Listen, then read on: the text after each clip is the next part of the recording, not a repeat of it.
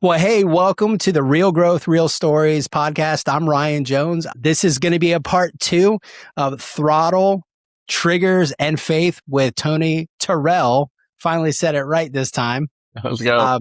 And how one guy built a thriving business after a past of obstacles. Welcome to the Real Growth, Real Stories podcast with host Ryan Jones. True growth happens when we tell the stories. So this podcast is for aspiring entrepreneurs, small business owners in any sector. We're talking about outdoor and recreational industries. We're talking about gun enthusiasts. We've got Tony back for a second session. So we're gonna bust it right open right away. Let's go. Hey, I'm gonna ask one major question right off the bat. This is we're hitting it hard. Share one early, I can't believe I get to do this, or man, is this worth it? Man, maybe I should throw in the towel. Kind of quit, kind of low kind of situation. Share one of those. Man, not getting to believe is one thing. I mean, it comes up all the time. I mean, like, going from, being at Supercross, Monster Energy Supercross, or being at an outdoor national event, or being at some type of power sports show, and like, look at the fact that like, I'm getting paid to be there. Like, this is my passion. Like, this is my hobby. Like, I love motocross. I love outdoor recreational vehicles. Like, I love the mudding. I love just anything that has to do with motors, 2-stroke oil. Like, I love it. So every time that I'm at an event, or every time I'm standing in a dealership and like I'm sitting there talking to customers, even end user customers, and I'm talking to people, and I have so many guys that come up to me while I'm sitting there training and doing whatever, and they're like, bro, how cool is this? This is your job. Like, you sit in this dealership all day and you talk shop and just hang out. I'm like, I know, dude. It's like, I tell people all the time. Some people, it rubs them the wrong way, but I tell people all the time, I'm like, I'm living the dream. Like, and for me, like, it is, because this is everything that I love to do. And like, when I look back, like, you see all these people talk about, oh, find something you're passionate about. And well, dude, like, every business I own is in an industry that I'm passionate in. It's a hobby, or it's a, desire, this and that. So it's like, I really am living the dream, getting to do what I love. That's awesome, man. But yeah, on the getting to quit, man, I told the story before about, buying the company, and how that happened, and how, flew to Florida for corporate meetings and, this and that.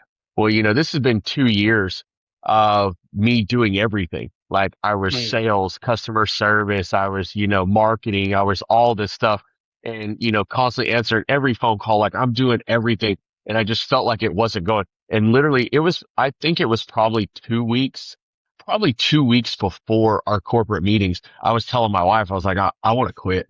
Like, she's like, what?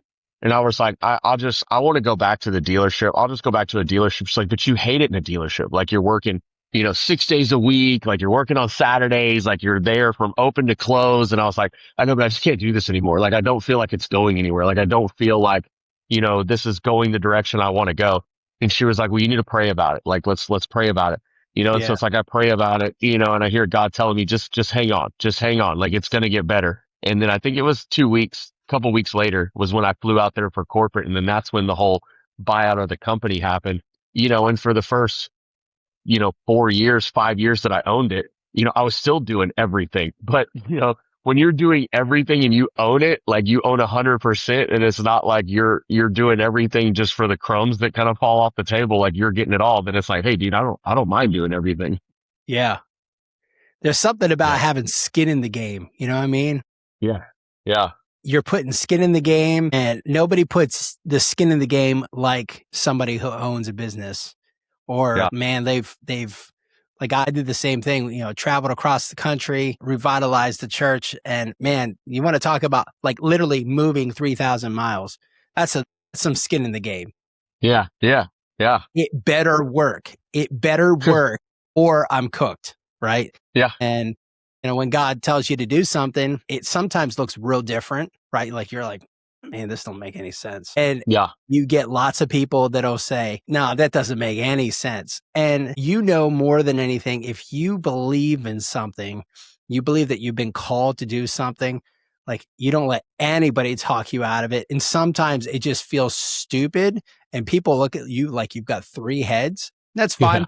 Like you just Yeah. kind of laugh it off and you're like, all right, you'll see. You'll see. Yeah.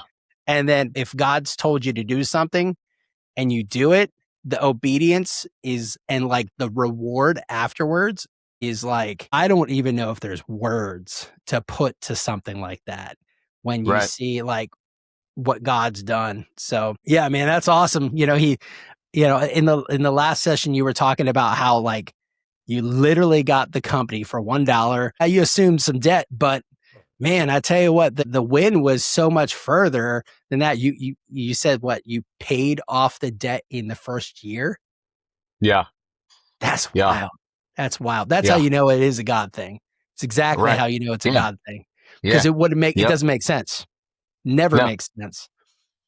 So tell me, what does growth in the power sports or firearm industry actually look like? Like what, walk me through like a day-to-day Tony's day-to-day. Just walk me through something like that, you know, whether it's, you know, you're working through maybe education with your staff, your team, you know, what's shop culture like? Just share a little bit of that. A big part of where I'm at in the industry and kind of the headway that I've made is because I've always tried to make myself more than just a whatever I am at that time. So like I'm a GPS rep, you know, right? So I'm coming into a dealership and I'm trying to sell them my GPS tracking device. But I never, even before that, when I was selling other products, I never wanted to be just that guy. So I don't walk into a dealership as like, hey, look, I'm just here to pitch you on GPS tracking. You know, it's like I'll walk in and I'll sit there and talk shop with them and I'm talking all these different things and I'm figuring out kind of how their business works, how their dealership works, processes, different things. What products are you using here and there? And then I've made it a point that like, I'm very outgoing, especially when I'm at industry events. Like I can talk to anyone. And so I get to talk to these guys and I make relationships and I've got relationships throughout the industry, all over the country, all over the world. So I get a lot of guys that come to me and they bring me their products. Hey, what do you think about this? Can you help me get this out? So, you know, when I'm in a dealership and I'm talking to the guys, it's like, hey, and they're like, hey, yeah, you know, Tony, we're selling your GPS or we're not selling your GPS. We do the whole GPS pitch. But, you know, I am struggling in this area. You know, my per copy on F&I is down, this and that. Well, hey, let's take a look at it. Let me take a look at your processes and what products you're selling. So I try to be more than just a GPS rep. I come in and I try to help. Oh, well, hey, have you heard about this new financing program they have out that's real subprime? No, I've never heard of that. Okay, well, here, let me connect you with the guys at, you know, so-and-so company that do this and that. Or, oh, hey, I'm looking for this. So I always try to be more to the dealerships. I try to provide more of a service. And, you know, also my buddy Court said it best. You're the bro. You can bro it up with anybody. And that's what he tells people. He's like, yeah, he's like, my boy Tony, he's like, he's the bro it up guy. Like he can bro it up with anybody. And so it's That's like, I so like to cool. go into the dealerships and I bro up with them and I talk to them and I just get to know. And these guys tell me, you know, the ins and outs, what's going on. And it's like, hey, let me see if I can help you fix it. Like that's a big thing for me. Like I love the, you know, hey, this is broken. Can you help fix it? Like, yeah, let's figure it out. So share with me like maybe the biggest professional failure, right? You've bought the business. Like what's one of the biggest like whoops, like, man, that was kind of an oversight. You know, maybe it was like maybe you bought some bad inventory or maybe you had a customer dispute that just made your head split. You're like, my gosh, what is going on? Share something Yeah. like that. So it was crazy because it was right when I bought the company. The company right before the sellout was in the middle of a transition. We had been buying from one manufacturer since the beginning of the company, and we were transitioning to a new manufacturer. And so we were still in that process where like we were inventory in both, you know, we had both products and, you know, so when we did the buyout and everything switched over, like I had made this agreement with the new company, you know, hey, this is who I owed all the money to, you know, but this was the new company that had the good product that was handling what I needed. But then there was still this old company and I should have, looking back on it now, I should have, as soon as I bought the company, I should have taken the old product and gone back to that manufacturer and done something and handled it with it. But early on, new business owner, not knowing anything. I just stuck it off in the warehouse, forgot about it, whatever. Um, and he wanted to be paid out on all of this inventory. Mm. And I'm like, dude, I'm not paying you all this inventory. And then he started going back to previous inventory, that was already done before I bought the company. And I was like, hey, bro, like that was before me, like this and that. He's like, yeah, but you took over the company and you assumed all the debt. And I was like, yeah, Mm. but that wasn't in the contract. The only debt I was assuming was this. And he was like, he owned this GPS company, but he was also a lawyer. So Mm. of course it That's didn't scary. cost him anything to turn around and sue me, right? So he turns around and sues me, but he sued me and he sued the old owner. He sued so many people that were involved and weren't involved in the company and this and that. And this lasted all the way through COVID. I think we finished the lawsuit out Mm. last year before. So, I mean, this thing went on for 5 years, right? Wow. Where it was going back and forth. And it was all over like $10,000 worth of product that I had that I wasn't even selling. And Mm. I shipped the product back to Florida to the old owner. And the dude tried to say that the product's obsolete now because it's been so long. And so he only gave us like pennies on the dollar for it towards what he owed. And so, yeah, dude, it went on and on. I mean, I can't tell you how much money I had in lawyer fees tied up because like, obviously him being a lawyer, like he would just show up to court and say, oh, I need a recess or I need a reset, but I had to pay my attorney in Florida to go in and show up. And then finally it came down to like last year. I think it was actually on my birthday trip I was on with my wife and kids. I had to be on a Zoom in Florida court.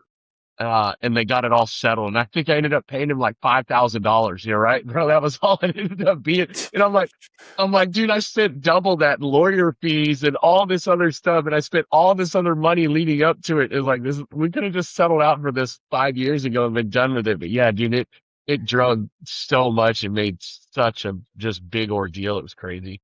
Dude, that sounds like a complete headache. Oh my dude. gosh. Yeah. Oh, that just even just the way you explained it, I'm like, man, yeah. Golly. And then the fact that it's in Florida, so I'm like having to go back and forth, and it's like, yeah, it was wild. Well, I mean, if it was in a nice part of Florida, at least you could enjoy something, but you're probably not there. You're not thinking about that when you're in Florida. Yeah. Oh, Miami. So you're not thinking that. You're just like, I want to get in and I want to get out and we get this over with. Yep. Yeah, that's wild, man. Well, I'm glad you're on the other side of that. Yeah. And you didn't give up. You just kind of went through the process. And yeah, even though it becomes kind of a headache, now it's time to move forward and just look forward to what your goals are. Tell me about your faith journey, right? The Jesus factor and growing a business, right? There's a lot of tension between growing a business and being Christian. And so many people think, that as a business owner, you're a Christian, that, man, you have to be a doormat. I don't think that's the case at all. I think you have to set parameters, you have to set boundaries. And Jesus obviously was not a doormat. He last time I checked, he flipped some tables. Yeah. He flipped some tables, but he created some boundaries. And as business owners, people who are leading a business, whether you've led a business in the past and you're like, man, maybe you're on the edge and you're thinking, man, I've got this dream inside of me, but I'm a Christian. So how do I handle like this type of dream now? And how do I operate with all that? So tell me, Tony, tell me the Jesus factor in growing a business, right? Tell me where that all starts. Yeah. So we actually, in my Bible study I run every Tuesday morning, we were talking about it, and we were talking about overcoming adversity and like weathering the storm. But, I shared this with my guys. I'm like, dude, like me and my wife have been together 24 or so years. And dude, we've been through so much. And we used to talk about like all the times we say just getting kicked in the teeth. It's just like one thing after another, just, coming in for the longest time. Like we were always like, why us? Like, dude, why can't you just like give us a break? And then we finally kind of turned that corner and at church, our pastor, Keith Craft, like he's amazing. And he was talking about all this and he was telling us, dude, if you're getting pressured, if you're getting beat up and there's something happening, it's happening for a reason. It's happening because you're winning, you're doing something right, and something big is about to happen. So now we've changed our whole thinking and our whole philosophy. It's like, hey, if something's going wrong, if something's going bad, if something's looking like, that means we're doing something right and we need to push harder. So because we're going to push harder, that means there's something big waiting for us on the other side. So like we continue to push through. But in business, I mean, it's the same way. And I tell people all the time, like, yes, I'm a Christian. So I like to joke and say I'm from the south side of the kingdom. Pray with me, don't play with me. So it's like, you know, I, I, I I still hold true to that. And it's like, yes, like I still am a firm believer. Like I pray with people all the time. The coolest thing that I've seen, and I was talking to my wife about it over the last probably 2 years, is my industry as a whole, power sports as a whole. Like I said before, and talked about, it's always been parties. Like it's always been like we get together, we get drunk, we do stupid stuff. Like, it's cars, it's women, it's money, it's all this stuff all over the place. It's, you're just living that rock star lifestyle, when you look at motocross guys or the industry. And, I took a few years off right when when I first started getting sober. And I was doing this is sober and I was getting sober.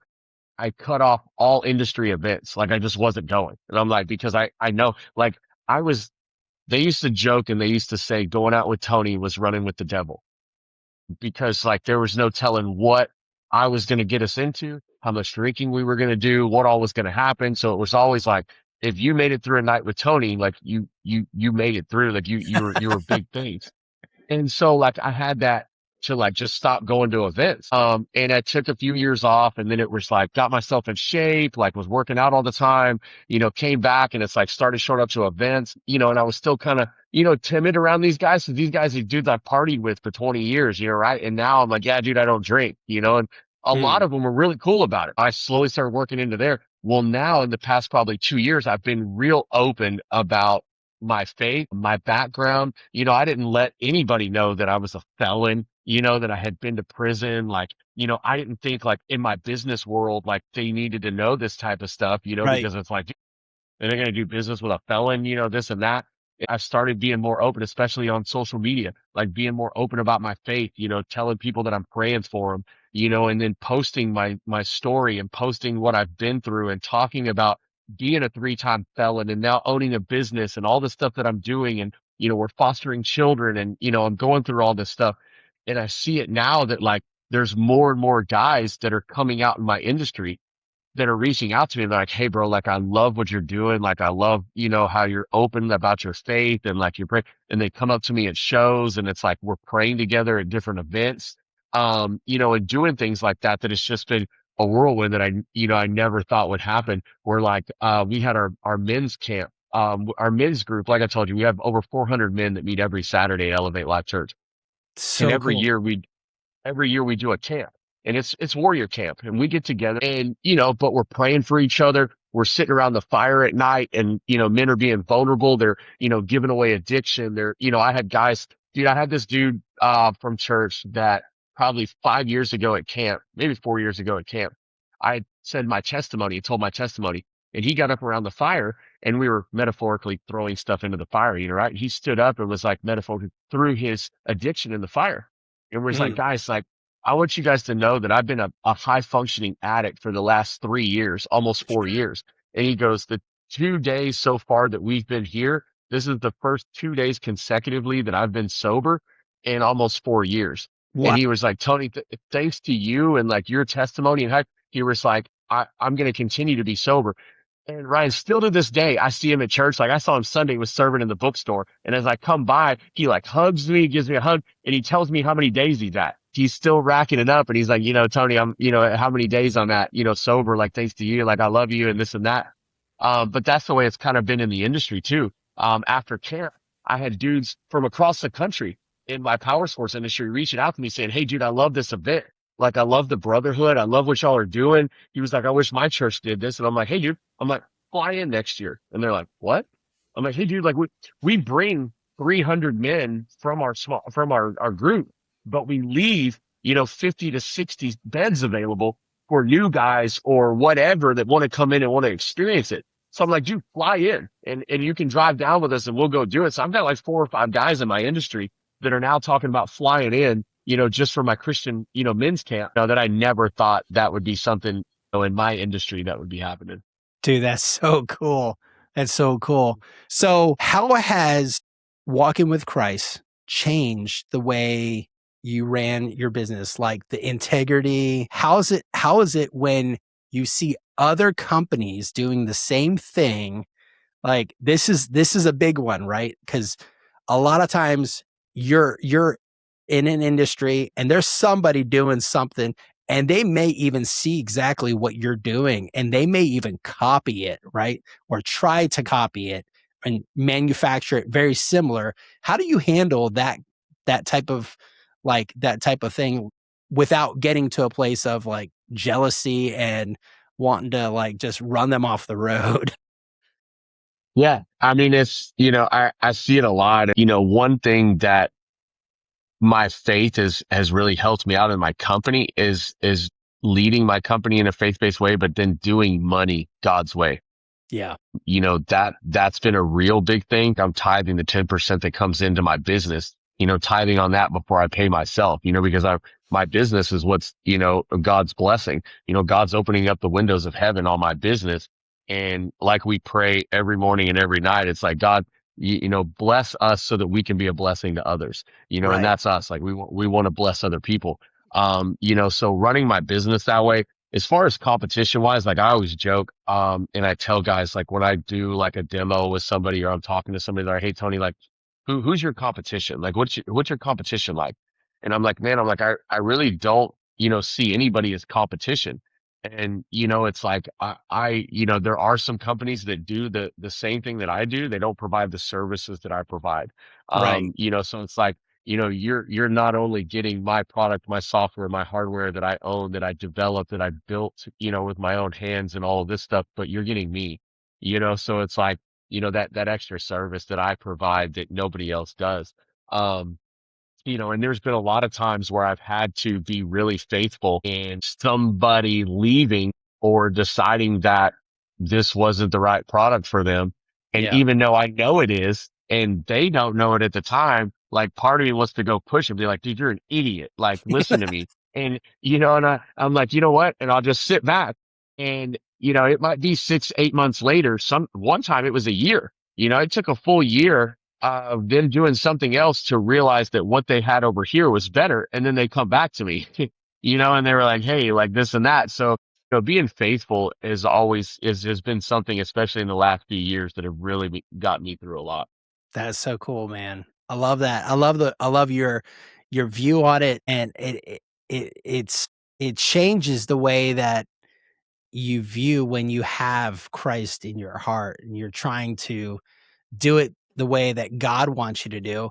And, jealousy or competition is always, it's always one of those things that lurks in the back of people's heads. Like, am I good enough? Or, am I doing all the right things? Or if you see somebody else having more success, like that highlight reel, right? Everybody sees the highlight reel, right? But nobody sees the behind the scenes where things are like, it's hard, man. Have you ever seen that it's a picture, it's like an iceberg, right? And it's in the water Yeah. and you see all the stuff below, but you see all the highs above. You're like, oh, dude, that's amazing. That dude's killed it. He's killing it. But you don't understand the years of how much they've gone through. Yeah. Going back to what you're saying about the iceberg, like my wife tells the story. So when we were first launching Alert, right, and they wanted to build this GPS company, they were paying me as a consultant. And so they were paying me $200 an hour to consult with the company to like help them launch this. So I'm flying back and forth to Fort Lauderdale. I'm helping them this and that. Finally, they started looking at it and they're like, dude, like we're pulling you out here way too much. Like, let's just bring you on full time. Like, would you be open to that? And they were like, Tony, like you can be real hands on, like you can run it the way you want to run it. They're giving me all this flexibility. So I was telling my wife, and our lease at our house was up at the end of the month. And so they were like, hey, would you be willing to move to Fort Lauderdale and, help us launch this thing? And this is right at the beginning of summer. And they were like, you can move to Fort Lauderdale. The owner of the company, had some rental houses and we could put you in a rental house. We were in Fort Lauderdale. We're exactly a mile from the beach in Fort Lauderdale in this house with a pool, right? And what they did was they were pulling the rent out of my check, right? So this is a new startup, new company. So every week I was getting a paycheck and I still have one. It's in my nightstand. But I was getting $204 a week with a family of five. I'm living in Fort Lauderdale and we're making $204 a week. And so to say my wife is amazing, my wife's amazing. Like she was able to make sure that we had groceries, we had everything, that the kids needed. And for months living in Fort Lauderdale, like that's what we operated on, just trying to get this thing built. And it's like trying to get to where we're at now. Like, dude, we've been through it. So yeah.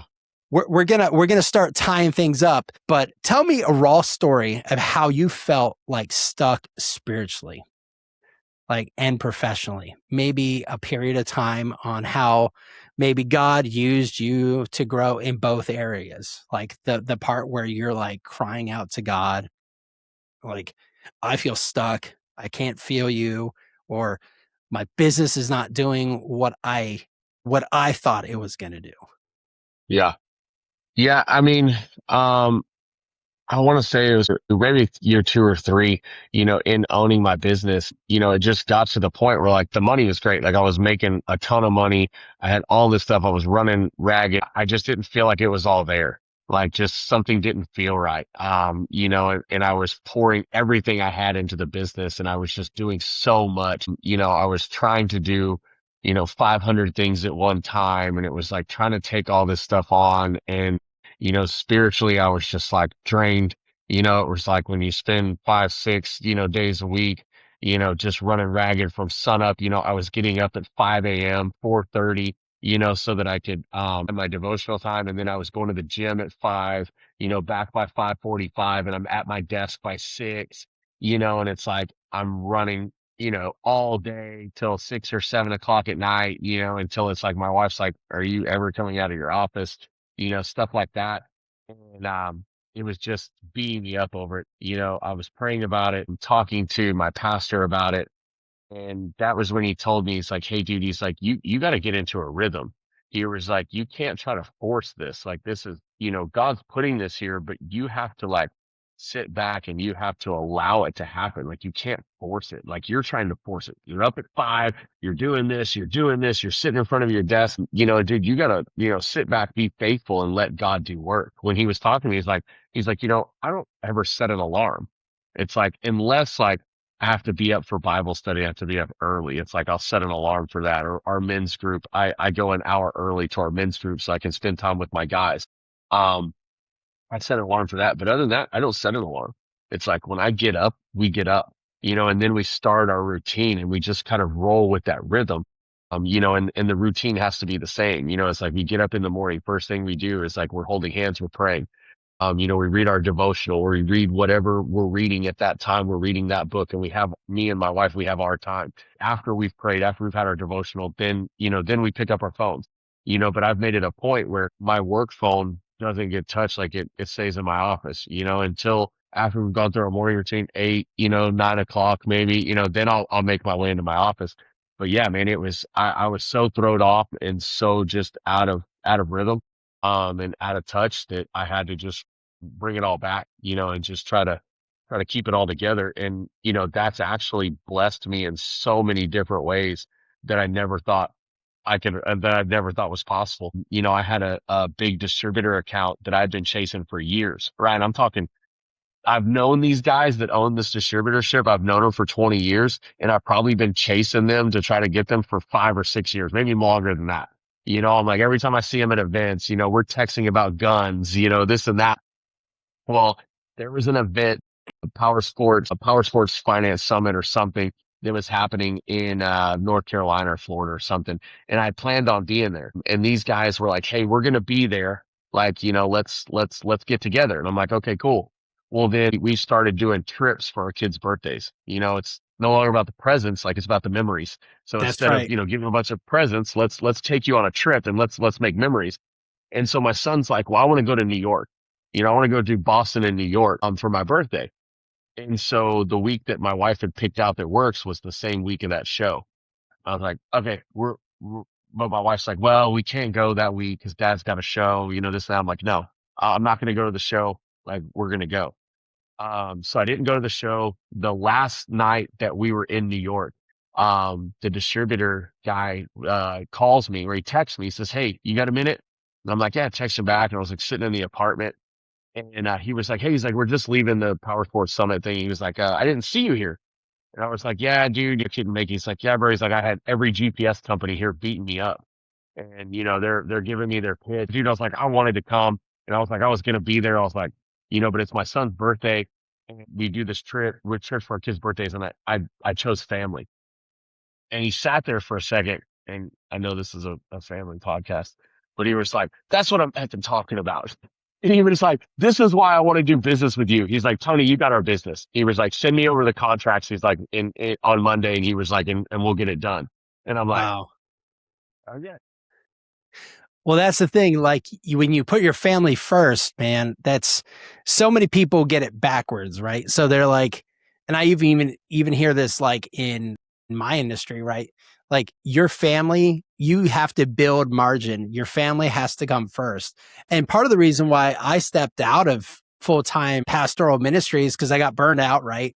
But like also I felt like I had robbed my family of so much. So I'm gonna rapid fire a couple questions real quick because we're gonna wrap up.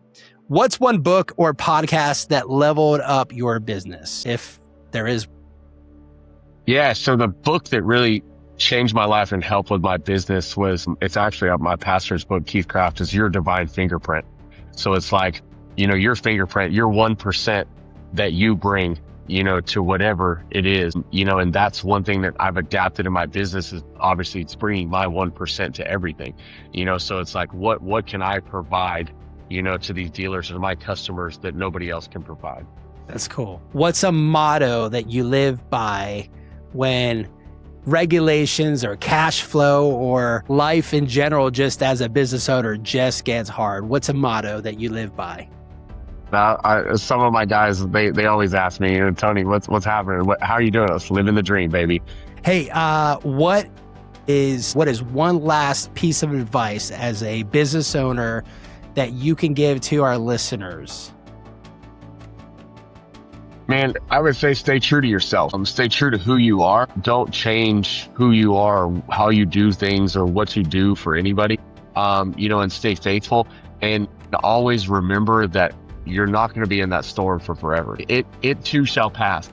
And just to stay strong, continue to fight and fight the good fight. I love it. Yeah. Well, hey, we're going to close this out. If this impacted you, if you're excited about learning more about what we just heard from Tony, I want you to smash the like, share it with as many people as possible, get this out to someone that needs to hear about what Tony's gone through, how he's overcome things, and how he's honoring God with his business. Hey, until next time, we'll see you for the Real Growth, Real Stories podcast.